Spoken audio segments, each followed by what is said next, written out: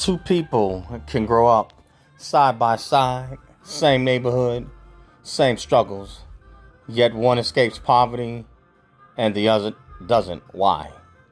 Tonight, we break down the key factors that shape these different outcomes. What is poverty really? Poverty isn't just a lack of money, it's also limited access to education, healthcare, and opportunity. Why? Do similar beginnings lead to different outcomes? Different support systems, opportunities, or choices can create diverging paths. Habits that help people move forward, lifelong learning. Those who keep learning often open new doors.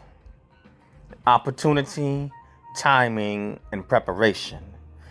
Being prepared helps you seize the right opportunity when it comes. Can poverty be passed down? Without financial literacy or role models, patterns can repeat across generations. Can anyone escape poverty? No single path works for everyone, but resilience and opportunity help. 7 practical steps. Keep learning, choose your environment, and define success for yourself. Now, let me dig in, as I am a product of this particular environment. My background, I grew up and I was born and raised in New York City. I am the product of a single mother household, but my father was in me and my sister's life. I was raised and grew up in a broken home, and we were on food stamps, and we grew up in the projects in the ghetto in New York City. Now, let me explain this, as in my case, obviously my beginning, has had a different outcome from where I'm at today. To give you some background, my parents separated when I was the age of 5, and my sister was like the age of 4, and they divorced by the time I was like about 8 or 9. And so what happened, when my father left the household, that affected the family income and also our structure. Even though my father was a great dad and he was in our life, it still had like a domino or a avalanche effect, on the family finances, and once that happened, being raised in a single mother household in the ghetto, and then also, I am also African American. Now, I understand that other communities that are non-black are also affected by poverty, but for African Americans in the country of the United States, as you guys know, we have the history of being adults, African descendants of slaves, and also from there we went through Jim Crow, civil rights, and the brief history of how African American families suffered redlining and different things that caused the black family to be separated and also go into poverty, to include, welfare, in which I was a product of that, and other black male households or black households, in the ghettos, in the projects, or in low income, we were products of that. Now, as it stands today, I've completed a 20-year career in the military. I obviously have a master's degree in business administration. I also had, outside of the military, I had worked for the federal government for like about 6 or 7 years. I am well traveled. I spent 15 years, abroad.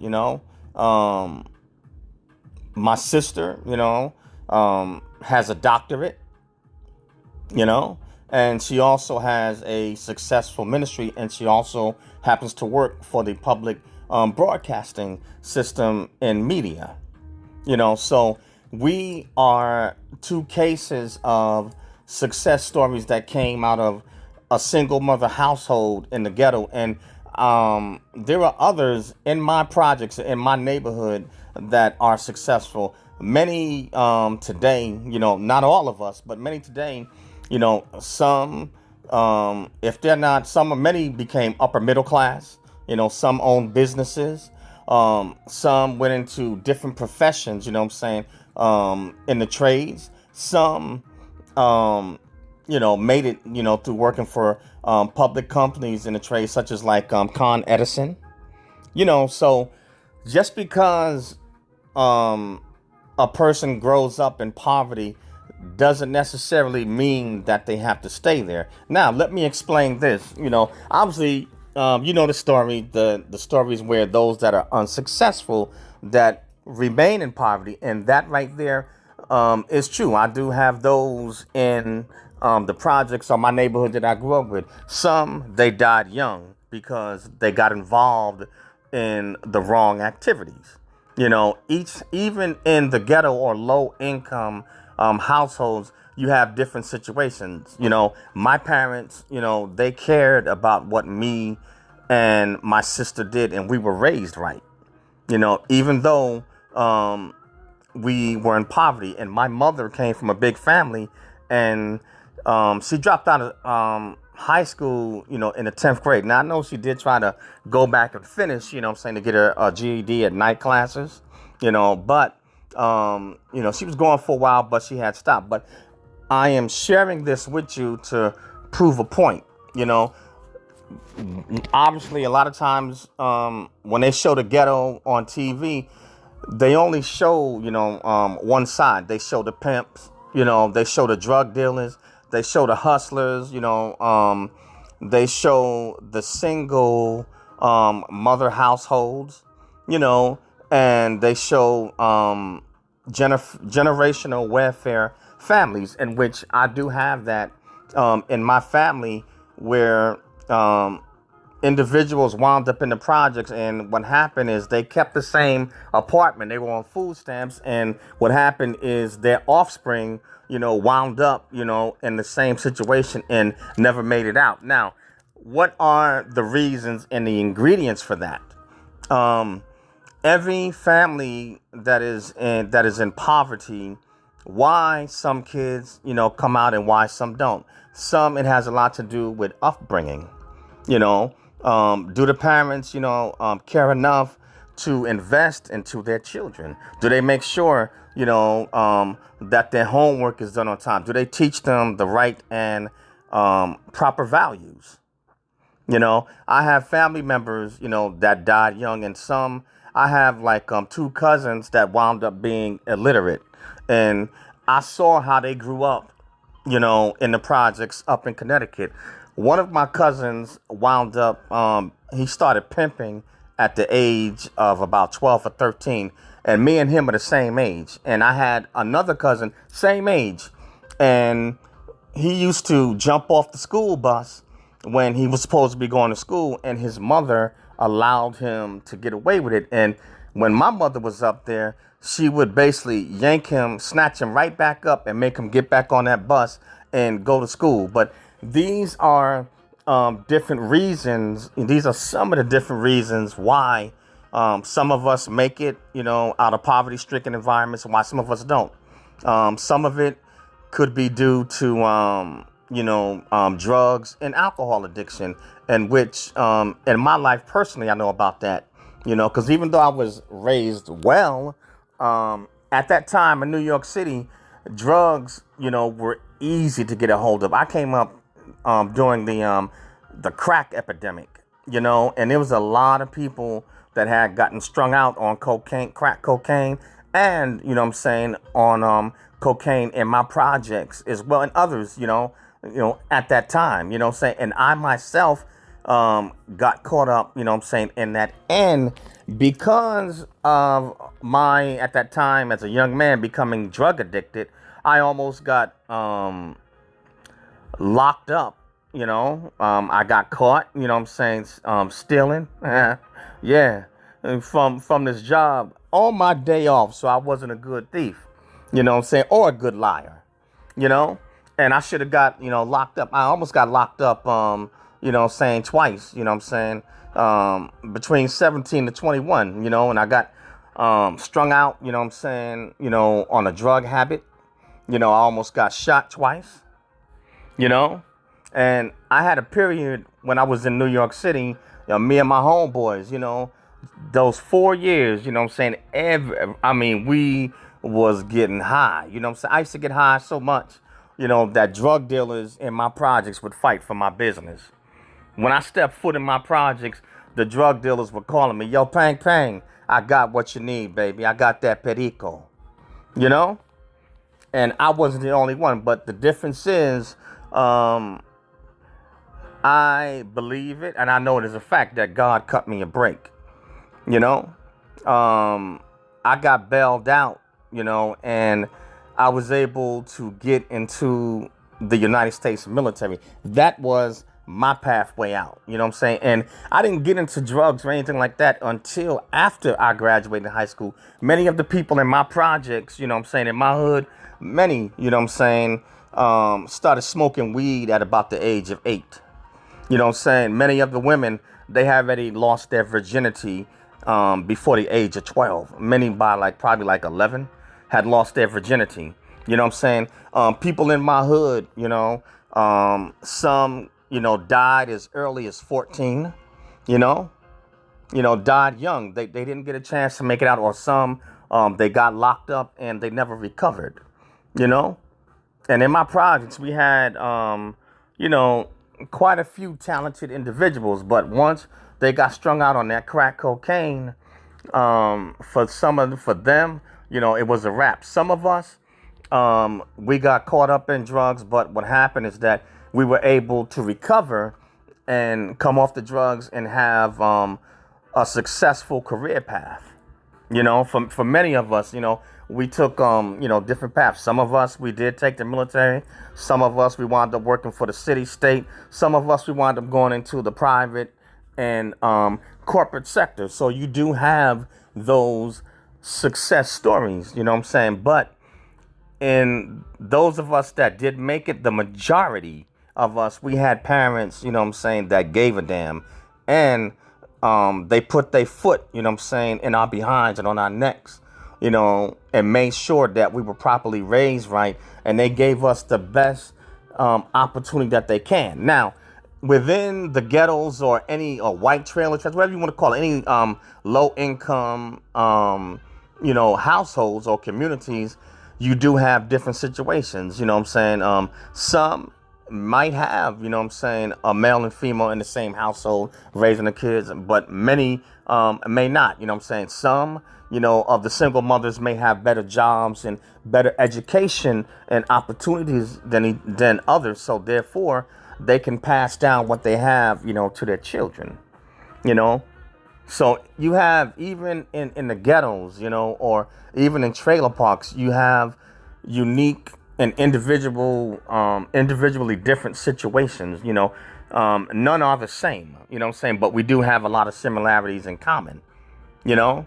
but some, no, they never made it out, you know what I'm saying, of the ghetto, and some, they did die young, you know what I'm saying? And much of it, a lot of times, is due to the choices that we made. When I decided to sniff that coke, or smoke that crack, nobody made me do it.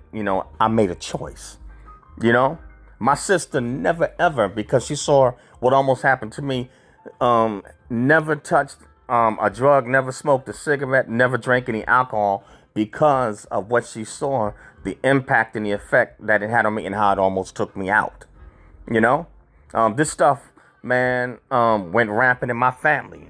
You know what I'm saying? I had, aunts and uncles, you know what I'm saying, that died young due to this stuff and blew their potential, you know what I'm saying, because of drug and alcohol addiction.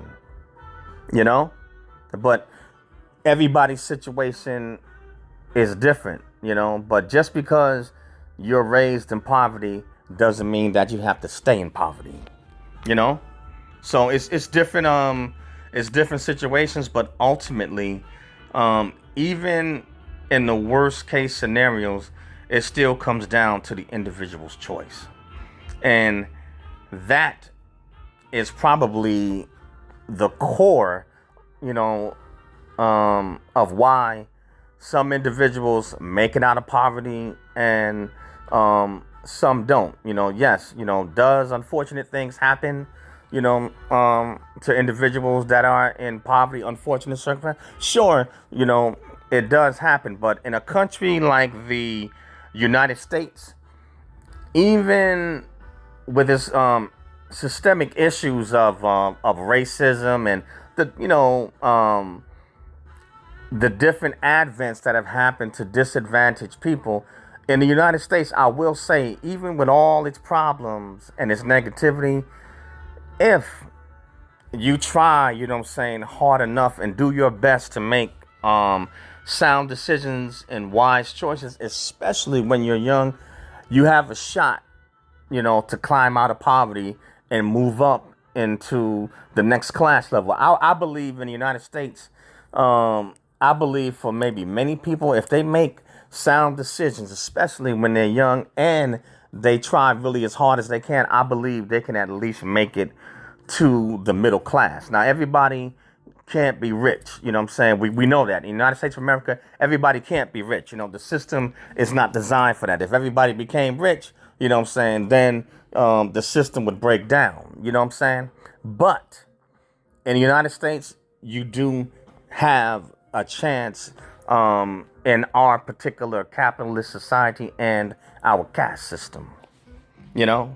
But I'm gonna stop it at that. I think I've said enough, but just because you're born in one class in America doesn't mean that you have to stay that way. And I believe maybe in other countries, other people, may be able to climb out depending on their system and opportunities, and they may not. I can only speak from an American perspective because of the system that we have here. It is possible for somebody from the lowest rungs of society to make it all the way. It's possible. It takes a lot of hard work and opportunity, but you can at least climb to the middle class, or probably at least to the lower middle class or working class in the United States from poverty. But if this resonated, please like, subscribe, and share. Now tell me, what do you believe is the biggest factor in escaping poverty?